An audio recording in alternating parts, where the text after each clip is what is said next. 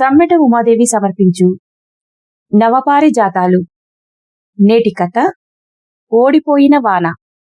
రచన సురేంద్ర శీలం.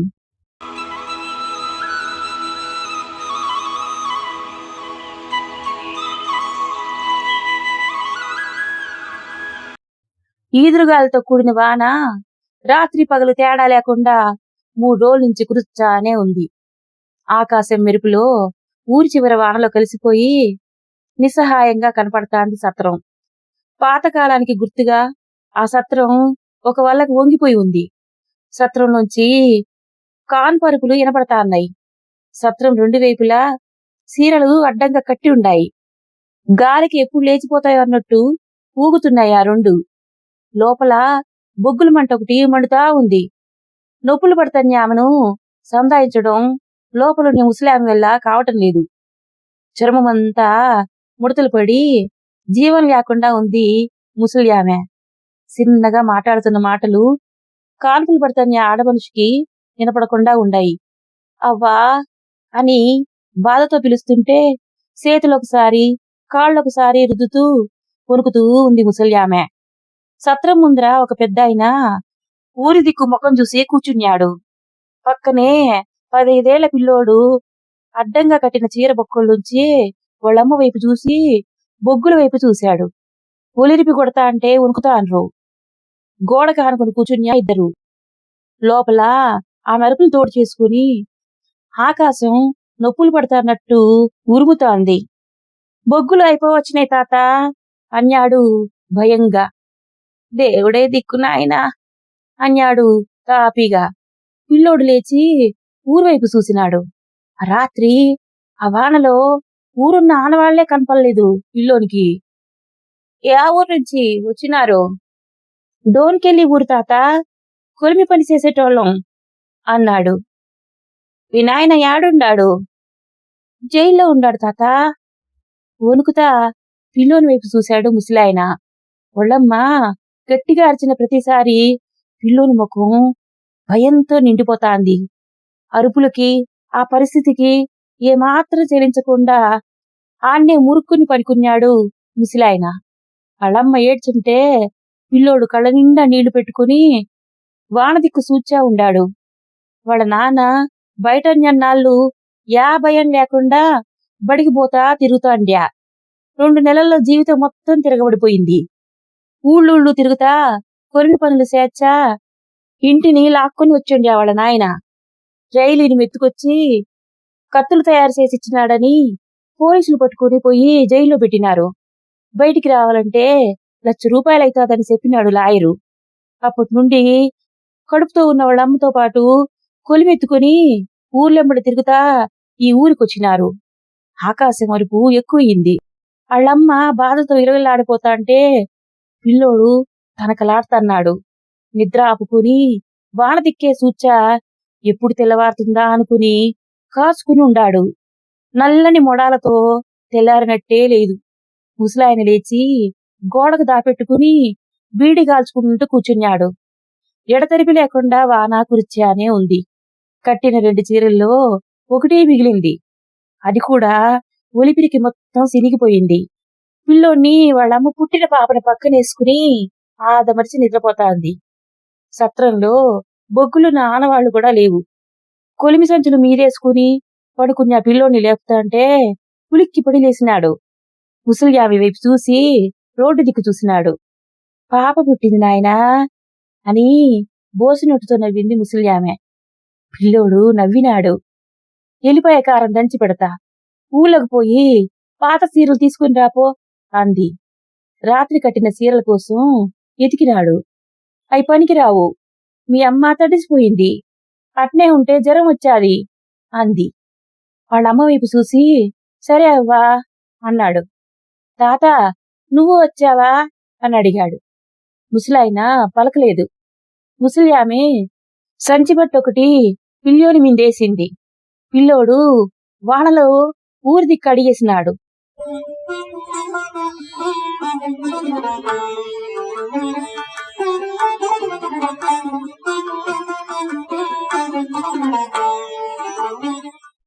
రోడ్డంతా కొట్టుకుని పోయింది. వరిసేన్లు ఏరులైనాయి. గాలి ఒక పక్క నుంచి కొడతా అంటే పిల్లోడు కాలు తీసివేయటం కష్టమైపోయింది. సోడమ్మ దేలంకాడ వేప చెట్లు వేళ్లతో సహా లేసొచ్చి పడింది. దేళంకాడ ఎవరైనా ఉన్నారేమోనని లోపలికి తొంగి చూసినాడు. గర్భగుడిలో ఒక్క పల్లెంలో ఒక పచ్చసీర కనపడినది. మీదున్న సంచిపట్ట వానని ఆపలేకపోయింది. తడిసిపోయినాడు. కాళ్లకు చెప్పులు కూడా లేవు. వణుకుతున్నాడు. గడ్డాంక దాటి ఊళ్ళోకొచ్చేసరికి యాసరికి వచ్చింది. తన టిఫిన్ షాపు దాటిపోతున్న పిల్లోని దిక్కు చూసినాడు మావలి. వానకు షాపులో బోకులన్నీ తిరిగేసుండాయి. కొట్టంలో ఇంకో మూలకు కట్టె పట్టుకుని కూర్చున్నాడు కాయలి కాలి బాలాలు. ఎవర్రా పిల్లాడు ఇంత వానలో ఊళ్ళకి పోతున్నాడు? బాలాలు లేచొచ్చి చూసినాడు. బిచ్చగాల పిల్లోడు లేచిచ్చా, నేను పొద్దున్న సత్రం కాడ చూసినా అన్నాడు. యాడికి పోతున్నాడో? యాడికి పోతాడు, బువ్వాడు కొనికి పోతాండాడు అన్నాడు బాలాలు. కొత్త రోడ్డు మీదకొచ్చినాడు పిల్లోడు. వానకు ఒక్కరూ కనపల్యా బయట. 3 దిక్కులు చూసినాడు. యా దిక్కు పోవాలనో అర్థం కాక ముందుకు నడిచినాడు. కొత్తగా కట్టిన పెద్ద రంగుల ఇల్లు కనిపించేసరికి ఆడికి పోయినాడు ఉత్సాహంగా. కాటన్ జాన్ కాడ నిలబడి చీరలు ఎట్టా అడగాలనో అర్థం కాక నిలబడినాడు. కాటన్ జాన్ సప్పిడి చేసినాడు. లోపల నుంచి పలుకు లేదు. అట్నే నిలబడి ఉండాడు. ఉమ్మా ఉమ్మా మాట గొంతు కడ్డం పడిపోయి 2 నెలల జీవితం కళ్ల ముందు మెదిలింది.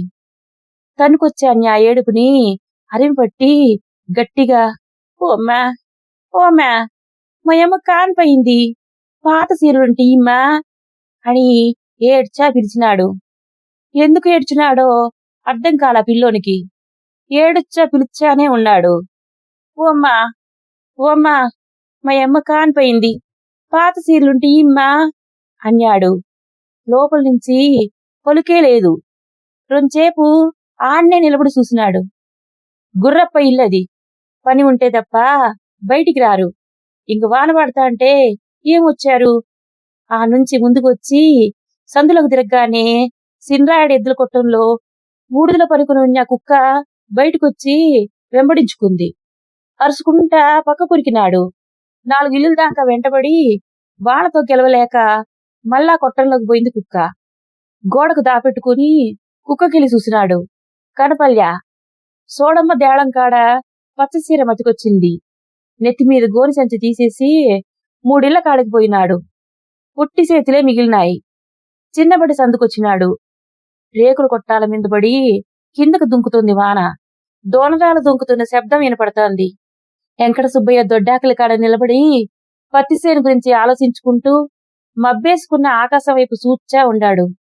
లోపల పెళ్ళాం బొరుగులు తిరువాత పోచా అంది.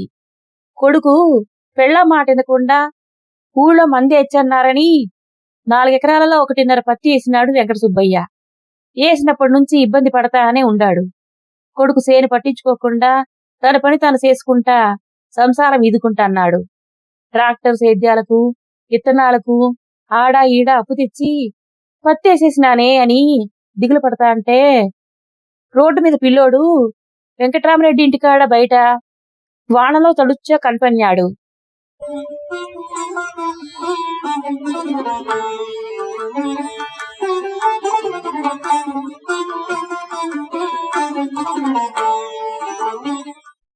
కాశీలో కాకులు తెల్లగా ఉన్నాయంటే అవు తెల్లగానే ఉన్నాయన్నాడంట ఈ అట్టాంటి ముండా కొడుకు.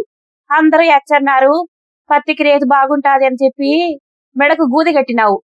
శనగేసుకుందామని మొత్తుకుని చెప్పినా ఇనిసొచ్చే కాదు, మందెట్టకపోతివి. సేను మొత్తం ఎండగొట్టినావు. ఈ వానకు ఏం నిలబడి సచ్చాది అని తిడతాంది వెంకట సుబ్బయ్య పెళ్ళాం. నన్నేం చేయమంటావే? అమోనియం మూటే 1700 అవుతాదని నేనేమన్నా కలగన్యానా? ఏంనా రేట్లు పిరవని అడిగితే కరోనా అంటన్నారు. మందు చల్లకపోతే చచ్చిపోతాదని నాకు బాధలేచ్చాంది. 4 మూటలు పడతాయి సేనికి అని బాధెళ్ళబోసుకున్నాడు వెంకట సుబ్బయ్య.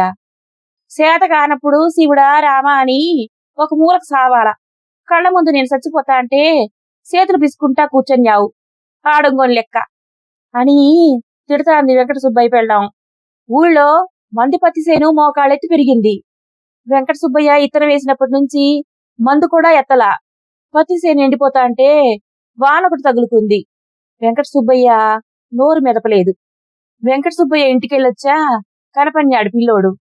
వెంకట సుబ్బయ్య ఇంటికాడ నిలబడి, ఓమ్మా ఓమ్మా మా అమ్మ కానిపోయింది, పాత సీలుంటియమ్మా అని అడిగినాడు బయట నుంచి పిల్లోడు.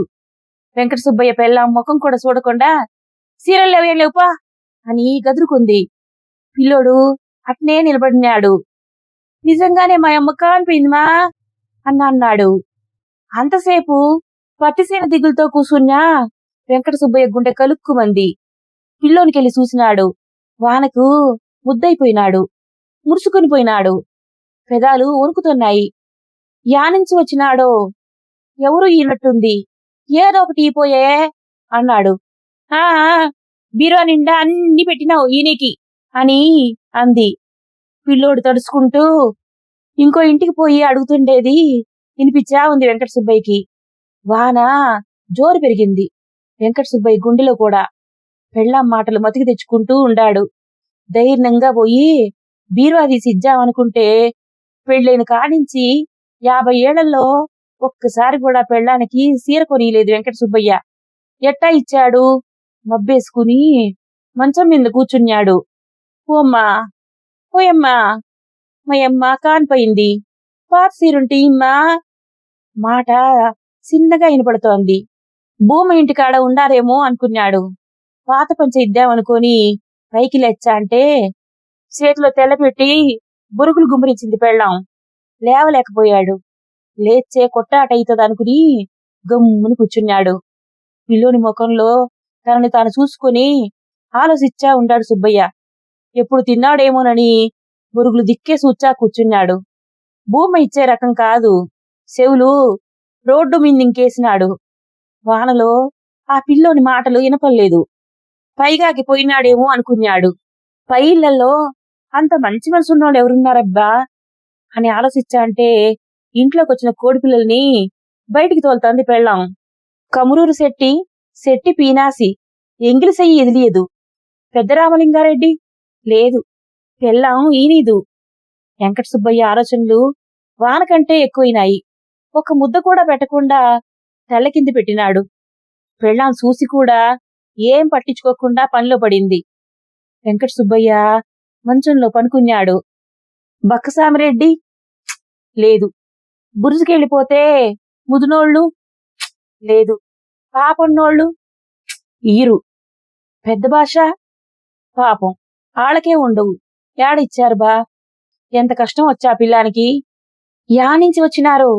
ఆడ నాయన యాడికి పోయి ఉంటాడు? గాడిది నా కొడుకు పిల్లోని వానకి పంపించినాడు. ఉన్నాడో లేడోననుకుని ఆలోచనలతో సతమతమవుతాంటే గంగిరెడ్డోళ్ళు మతికొచ్చినారు. గంగిరెడ్డోళ్ళు గంగిరెడ్డోళ్ళు ఇచ్చారు. ఖచ్చితంగా ఇచ్చారు. ఎన్ని దాన ధర్మాలు చేసినారు.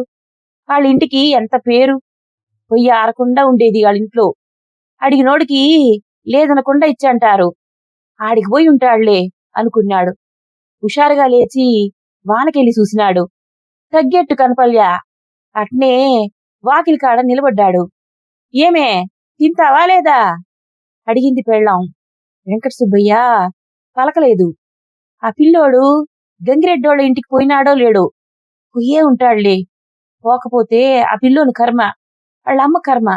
ఏం చేయలేం. రేట్లు పెరిగినా ఏం చేయలేం. గిట్టుబాటు ధర లేకున్నా ఏం చేయలేం. దానికి ఏం చేయలేం. దీనికి ఇంతే. వాని సావు వానిది అనుకున్యా. రొంచేపుకి ఎవరు పుట్టింటారో, ఆడపిల్లనా మగపిల్లోడో అని ఆలోచించబట్టినాడు. తెల్ల ఎత్తి పెడతా అంటే పెళ్ళాం చేతిలోంచి తీసుకుని తిన్నీకి కూర్చున్నాడు. గవాసి మూసినందుకు ఇల్లంతా చీకటిగా ఉంది. బొరుగులు తినబుద్ధి కాలేదు. పిల్లోని ముఖమే మతికొచ్చాంది సుబ్బయ్యకి. బయట కోడి పిల్లల్ని రెక్కల కిందేసుకుని తడుచ్చా ఉంది. తెల్లె కింద పెట్టి చేయి కడిగినాడు. లేచి బీరువాలోకెళ్ళిపోయి 2 పంచలు తీసుకొని పిల్లోని వెతుక్కుని పోతా అంటే సుబ్బయ్య పెళ్ళాం నోరెళ్ళ పెట్టుకుని సూచ్చా నిలబడింది. పై బజారుకి వెళ్ళిపోయినాడు సుబ్బయ్య. పెద్ద మట్టి మిద్ద కనపడింది పిల్లోనికి. ఆడికి పోయి అడిగినాడు. ఓమ్మా ఓమ్మా మా అమ్మ కానిపోయింది, పాత చీరలుంటే ఇమ్మా అని అడిగినాడు ఆశగా. ఉంటే లక్షణంగా ఇచ్చేదాన్ని నాయనా అంది బయటకొచ్చి ఆ పెద్దింటామె. బురుజుకాడకొచ్చేసరికి అలిసిపోయి బురుజు కానుకొని నిలబడినాడు. వాన చినుకులు సూదుల్లా దుంకుతున్నాయి. ఆడ నాయన మతికొచ్చినాడు. మా నాయన బయటుంటే ఇంత బాధ ఉండేది కాదనుకున్నాడు. పచ్చసీరకెళ్ళి మనసు గుంజింది. వెనక్కి పోదామనుకుని 4 అడుగులేసి ఊరి మీద కోపం తెచ్చుకుని ఊరు మొత్తం గొడ్డుపోయిందనుకొని రాయి తీసుకుని కోపంగా రోడ్డు మీదకి ఇసిరినాడు.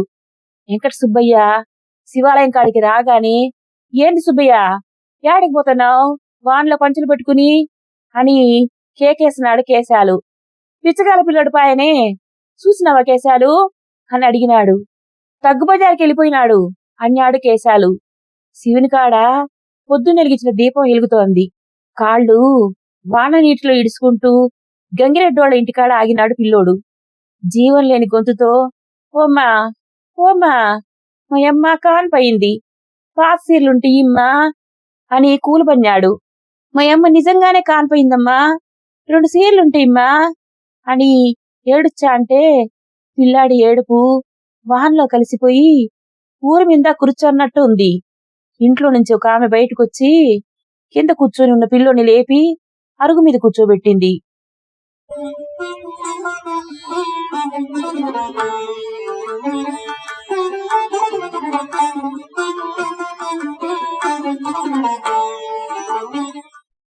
వెంకట సుబ్బయ్య బురుజుకాడకొచ్చేసరికి రాయి చేతిలో పట్టుకుని నెత్తిమీద బట్టల మూటతో ఎదురొచ్చినాడు పిల్లోడు. సుబ్బయ్య ప్రాణం లేసొచ్చింది.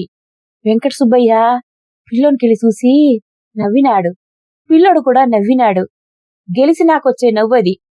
వీరుని లెక్క సూచన్నాడు పిల్లోనికెళ్ళి. సాధించుకుని వచ్చినాడు, గట్టోడే.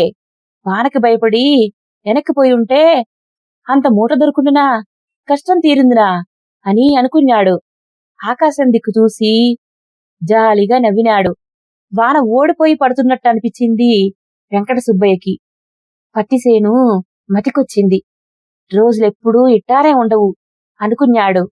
60 ఏళ్ల జీవితాన్ని మీదేసుకున్న ముసలోనికి బలాన్నిచ్చిపోతున్న పిల్లోని దిక్కు సూచా నిటారుగా సేని దిక్కు నడిచినాడు వెంకట సుబ్బయ్య.